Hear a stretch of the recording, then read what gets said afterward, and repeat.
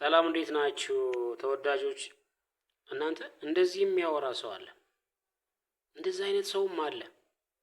ይሄ ሚዲያ እንደዚህ አይነት ሰዎችንም ለካ አጭቆ ይዟል። ይሄን ቁም ነገር ሳትሰሙ እንዳታልፉ። ኢትዮጵያ ለዓለም ምንድነው ያበረከተችው? መኖሯ ራሱ ምንድነው ፋይዳው? በጣም በሚገርም ትንታኔ ይሄንን ቪዲዮ እስኪ እናዳምጥ። አይነት የንግድ ማህበረሰብ ጋር ፈጥሮት የነበረው ግንኙነት፣ የባህል የእውቀት ልውውጦች፣ እነዚህ በጣም በሰፋና በዳበረ መንገድ ባካሄደባቸው ወቅት አንድ ሲቪላይዜሽን ጫፍ ላይ ደርሷል፣ አድጓል፣ ፋፍቷል ይባላል እና ኢትዮጵያ ለዓለም ምን አበርክታለች ሲባል አንድ ስልጣኔዎች የምትጠራበት ስልጣኔዎች አሏት። ለምሳሌ አንድ ሰው ምን ይላል? ዛሬ የምንጽፍባቸው አልፋቤቶች፣ ዛሬ የምንጽፍባቸው ፊደሎች አሉ አይደለም? እነሱን ፊደሎች ከክርስቶስ ልደት በፊት 1800 ዓመት ዓለም አካባቢ ላይ አሁን ሊባኖስ እና በግብጽ መካከል በነበረ ቦታ ላይ ያሉ ሴራይትስ የሚባሉ ጎሳዎች ነበሩ ይላል። አሁን ይሄ አካዳሚክ እንትን ነው፣ የአልፋቤት ሂስትሪ ሳይኮሎጂ ላይ ሲያስተምሩ እንደዛ ይላል። እና እነዛ ሰዎች ግብጾች ፈጥረዋቸዋል ተብሎ ይባሉ የነበሩት ገና በሙከራ ደረጃ የነበሩ እንደዚህ ምስል ብቻ የሚወክሉ ፒክቶግራፍ የሚባሉ የፊደል ስርዓቶችን ባመጡበት ወቅት እነዚህ ሰዎች የራሳቸውን 22 ነው ወደዚህ 21 ነው 22 አካባቢ ፊደሎች ያቀርባሉ፣ እንትን አዲስ ያመጣሉ። ከዛ በኋላ በታሪክ አጋጣሚ በነበረው ጊዜ ወደ ታች ይገቡና የዛሬው አቢሲኒያ ውስጥ ገብተው መኖር ይጀምራሉ ይላል። የቀረው ትንሽ ጎሳ ግን እዛው አካባቢ በሌሎች ማህበረሰቦች ይዋጥና ፊንቃውያን የሚባሉ ሰዎች የነሱን ይወስዱና የነዚህን የሴራል የሚባሉ ጎሳዎች ወስደው የዛሬውን ዘመናዊ አልፋቤት የላቲን የግሪክ የምንላቸውን በዓለም ያሉትን በሙሉ እነሱ ፈጥረዋቸዋል ይላል። አሁን ፎኔቲክስ ምናምን እንለው ከፊንቃውያን ነው የሚመጣው፣ እነሱ ናቸው የሚያመጡት። እና እነዛኞቹ ዋናዎቹ የፊደል ባለቤቶች ግን ለዓለም ይህን የፊደል ስርዓት እንዳመጡ ብዙም የሚያውቁ አይመስለኝ ይላል። እዛው ላይ ራሱ ሲጽፍ አንድ የሳይኮሎጂ መጽሐፍ ነው፣ መጽሐፍ አለ እንደዛ ይላል። እና በፊደል ጉዳይ ላይ እንግዲህ እውቀት የሚተላለፈው በፊደል ነው፣ ጥበብ የሚተላለፈው በፊደል ነው። ከዛ በኋላ ግሪክም ይጻፍ ሮማ፣ አይሁድም ይጻፍ እኛም በእነዛ ፊደሎች ነው እውቀት ስንቀባበል የቆየ ነው የመጣ ነው። ለምሳሌ አሁን ፊደል ያለው ማህበረሰብ ከሌላው በተሻለ ያሰለጠነ ነው። ስልጣኔው እንደውም ከሞላ ጎደል ጨርሷል። የመንቀሳቀስ እና ያለመንቀሳቀስ ጉዳይ ካልሆነ በስተቀር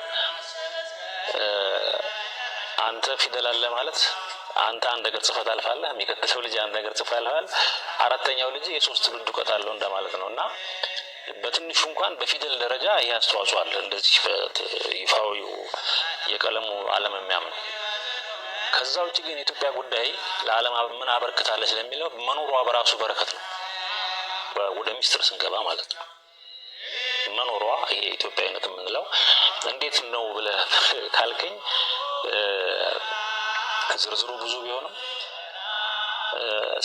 ቅድም ያልኩትን ትልቅ ታላቅ ሰብዕና ወይም ከክርስትናው ጋር ተያይዞ ያለው የሰብዕናዋ ጉዳይ ፖለቲካ አይደለም፣ የግብፃዊ መሆን ጉዳይ አይደለም፣ እስራኤላዊ መሆን ጉዳይ፣ ፓስፖርቱን የመያዝ ጉዳይ አይደለም።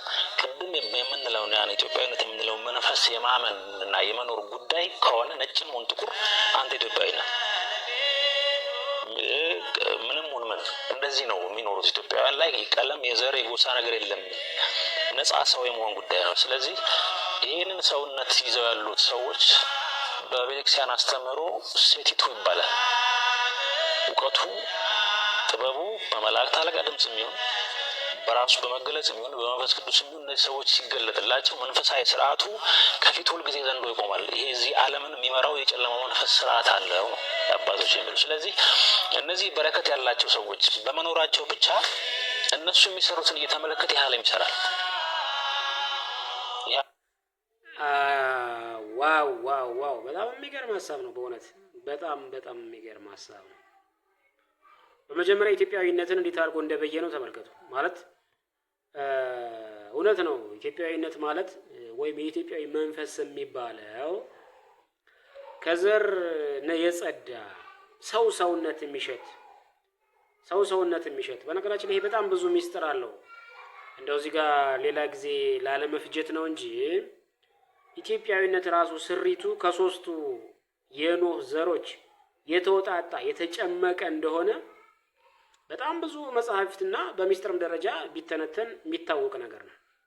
ሶስቱ የኖህ ልጆች ድምር ውጤት ነው።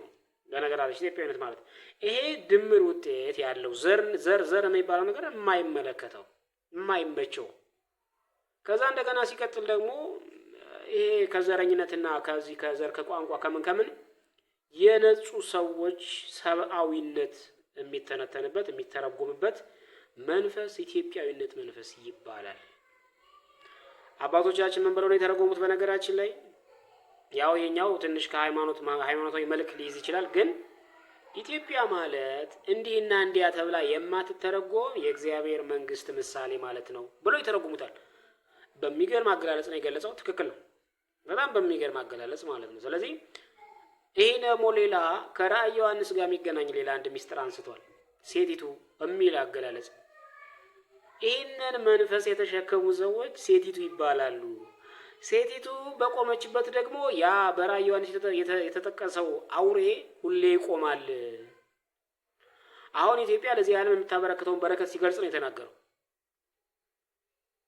ስለዚህ ይህንን መንፈስ ይዘው የሚሰሩ ሰዎች ባሉበት ሁሉ የአውሬ ይቆማል። ምን እያደረገ ከተባለ አስመስሎ ሊሰራ በሰማይ ለሚገለጠው ወይም ይህንን መንፈስ ይዘው በልዕልና ለሚኖሩ ሰዎች በታህታይ ላሉት ደግሞ የራሱ መንፈስ ይገልጽላቸዋል ማለት በራሱ አምሳል ይሰራቸዋል ማለት ነው። ምን ማለት ነው? አንድ ኤግዛምፕል ዝም ብዬ ላንሳ። ሐዋርያት ደመና ነጥቀው ሲሄዱ የዚህ ዓለም ሰዎች አውሮፕላን ሰርተው እንዲሄዱ ያደርጋቸዋል ማለት ነው። አለቀ። አምሳል ሰርቶ ሲሰራ ይሄኛው የስጋ ነው፣ ያኛው የነፍስ ነው። በጣም በሚገርም አገላለጽ ነው የገለጸው። ልክ ደቂቀ ሴት ከእግዚአብሔር ከእግዚአብሔር ልጆች ይህን ነገር ወሰዱ። ሙሴ በተራራው ታቦቱን በተቀበለ ጊዜ አሮን ታች በዛው አንጻር ቅርጽ መልክ ያለው ነገር ይሰራል። የቅርጽ መንፈስ እና አብሮ ይሰጣል። እንደዚህ አለው። በሰማይ እንዳየው በምድር ይሰራል አውሬው። ስለዚህ በሰማያውያን መንፈሳውያን እነዚህ ብቁ ሰው የሆኑ ሰዎች መኖራቸው በራሱ አሁን ቅድም ኢትዮጵያን ያላቸው በረከት ነው። በራሱ ከነሱ ነው ዘንዶ ከነሱ እየቆመ ይወስዳል፣ ሊበላ ይወስዳል። በየጊዜ እኔ ነው ሊል ማለት ነው። እና እንደዚህ ብሎ ያምናሉ ኢትዮጵያን እና ይሄ የማይታዩ እጅግ ብዙ ነገሮች ከእንደዚህ አይነት ስብዕና ካላቸው ሰዎች ዓለም ወስዷል።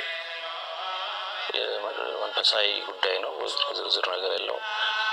በራሱ መኖራቸው እንዳለ ሆኖ በፊደል የምናነሳው ሌሎች ደግሞ የእውቀት የጥበብ አይነቶች አሉ። በቤተክርስቲያን ብዙ የማይበረታቱ የወደቁት ዓለም እውቀቶች ተብለው የተወደቁትን ወስደው እንዴት እንደሚጠቀሙባቸው ብዙ ታሪክ አለው። እንደ መንፈሳዊነቱ ግን ምልክቶች ስለሆኑ እስራኤል ወይም ኢትዮጵያ እንደሚባለው ምልክት ነው። አዮ እዚህ ጋር ያነሳው ነጥብ ቅድም ያልኩትን በደንብ አብራርቶ አመጣው። አያችሁት? ይሄኛው የኢትዮጵያዊ የሚባለው መንፈስ ወይም ኢትዮጵያዊ የሚባለው ማንነት የማይፈልገው የናቀው የተወው እውቀት አለ። ሳያውቀው ቀርቶ አይደለም፣ ስለማይጠቅም አይቶ በይኖ የተወው እውቀት ነው። ይህ እውቀት ምን ማለት ነው? ሰማችሁት አይደል? እዚህ ጋር አሁን ኢትዮጵያዊነት መንፈስ ያላቸው ሰዎች የሚፈልጉት እውቀት አኗኗር ህይወት ሌላ ነው። አይተው ግን ቼክ አድርገው የተውት የህይወት እሳቤ ፍልስፍና አኗኗር አለ። የወደቀው ዓለም የሚጠቀምበት ዓለም በጣም የሚገርም ነው። አሁን ያለው ቴክኖሎጂ ማለት ነው። አሁን ያለው ቴክኖሎጂ በኢትዮጵያዊነት ቅድም ባለው እሳቤ ሲበየን የተናቀ የማይፈለግ የትም የማያደርስ የተተወ ማለት ነው። አሁን ያለው ቴክኖሎጂ ገብቷችኋል? ለምንድን ነው የተናቀው የተተወው በኢትዮጵያውያን ከተባለ ይሄ ጊዜያዊ ነው። ዘላለማዊ ለዘላለም መኖር የሰው ልጅ ባህሪው ዘላለማዊ መኖር ነው አይደል? ምኞቱ ለዘላለም መኖር ነው። ለዘላለም መኖር የሚያስችል ደግሞ ወይም ደግሞ ለዘላለም አሁን ለምሳሌ ሰው የሚፈልገው ነገር ዘላለማዊ ነገር እንዲሟላለት የሚያስችል ይሄኛው መንገድ አይደለም። ይሄኛው ጊዜያዊ ነው። ጊዜያዊ ላይ ለምን ጊዜ እናጠፋለን? ለዘላለሙ እንስራ። ይሄኛው የስጋ ነው፣ ለነፍሱ እንስራ። አያችሁ፣ በጣም የሚገርም ነው።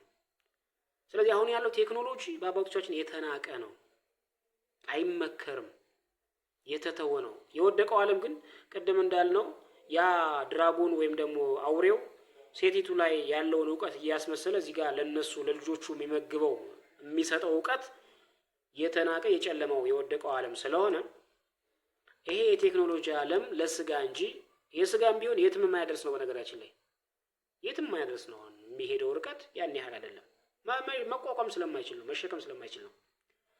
ነገር ግን የዘላለሙን የነፍሱን ብናደርግ ግን ቅድም ያልኩትን ምሳሌ ላምጣ። አውሮፕላን ስትሰራ ከምትኖር ደመና ነጥቆ በደመና ተረማምዶ ወይ ተሰውሮ ወይ ረቆ ክርስቶስ በዝግ በር እንደገባው፣ አሁን ሃይማኖታዊ ይመስላል እናርገው፣ ክርስቶስ በዝግ በር እንደገባው እንዳረገበት ያንን ህልውና ለእኛ ስለተሰጠ ያን ማንነት ገንዘብ እናደርግ። ያ ዘላለማዊ ነው፣ ይሄኛው ነገር የሚጠፋ ነው ሚስጥሩ። አያችሁት? እንቀጥል። ለራሱ ለዓለም እንደመኖሩና ብዙ አይነት የጥበብ ሁኔታዎች እንደ ማንኛውም አይነት ሲቪላይዜሽን ከኢትዮጵያ ተወስደዋል። ኢትዮጵያም ከሌላ ይወስዳል። በዋናነት ግን ከመጀመሪያው ጀምሮ ራሱን ችሎ ያለ አንድ ማንነት ነውና ቅድም ባለው ሁኔታ ስናየው አንድ ሲቪላይዜሽን ከሌሎች ጋር በብዙ መንገድ የሚገናኝበት ገመዶች ስላሉት አላበረከተም፣ አልተቀበለም ወይም አልሰጠኑም ልንል የማንችለው በዚህ ምክንያት በብዛት ልዩ ሆኖ ለብቻው ቆይቷል። በዚህ ልዩነቱ ደግሞ ለዓለም የሰጠው አሁን ማንዘርዝራቸው ብዙ ነገሮች አሉ እና ከእምነት ከፊደል ጀምሮ ሌሎች መንፈሳዊ ጥበቦች ጭምር አበርክቷል ብዬ አምናለሁ። በጣም የሚገርም ነው። ስለዚህ ኢትዮጵያዊን እውቀት ምን ብሎ ገለጸው? ከመጀመሪያው ጀምሮ ራሱን ችሎ ያለ ሌላ ተደራቢ ምናምን የማያስፈልግ ኦሪጂናል የሆነ እውቀት። አያችሁት? ገና ከመጀመሪያው የሰው ልጅ የባህሪው ጉዳይ ሲተነተን ይሄ ነው የሚመጣው። ሌላ ምንም ተጨማሪ ነገር ለዓለም ሊሰጠው የሚችለው ነገር ብዙ አለ። ከዓለም ደግሞ የሚወስዳቸው የስጋዊ ነገር የዕለት ተዕለት መተዳደሪያ ሊወስድ ይችላል። ኦሪጂናሉ ዘላቂው የሆነው እውቀት ግን ኢትዮጵያዊ እውቀት ነው። ከፊደል ጀምሮ ፊደል የአንድ የልብ ሀሳብ የአእምሮ እውቀት የሚወከለው በፊደል ነው፣ የሚተላለፈው በፊደል ነው። ያ ፊደል ያ ቋንቋ ያ ቃል የሰው ልጅ እሳቤ የልቡን ሀሳብ የሚገልጽበት ነው። ስለዚህ ስልጣኔ የሚባለው ራሱ ምን ያህል ቀደምት እንደሆነ ፊደልን ቀርጾ ማስተላለፍ ከዛ የበለጠ ስልጣኔ የለም። ስለዚህ ይህንን እንደዚህ አድርጎ ይገልጸዋል በጣም በሚገርም ሁኔታ ማለት ነው። እና ተጨማሪ የዚህ አይነት ቪዲዮ ካላችሁ እስኪ ብታጋሩ በጣም ደስ ይለኛል። እንተነትነዋል እንደዚህ እያብራራን በጣም የሚጠቅም ስለሆነ ክብረት ይስጥልን ብለናል። ክብረት ይስጥልኝ በጣም